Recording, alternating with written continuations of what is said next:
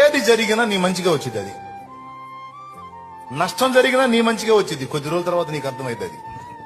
నువ్వు నీ చేతిలోకి రాకుండా ఒకటి జారిపోయినా సరే చివరికి చూసుకుంటే అది నీ మంచిగా వచ్చి ఉంటది. నువ్వు ఫెయిల్ అయినా కూడా నీ మంచిగా వచ్చి ఉంటది. అది నువ్వు పాస్ అయినా నీ మంచిగా వచ్చి ఉంటది.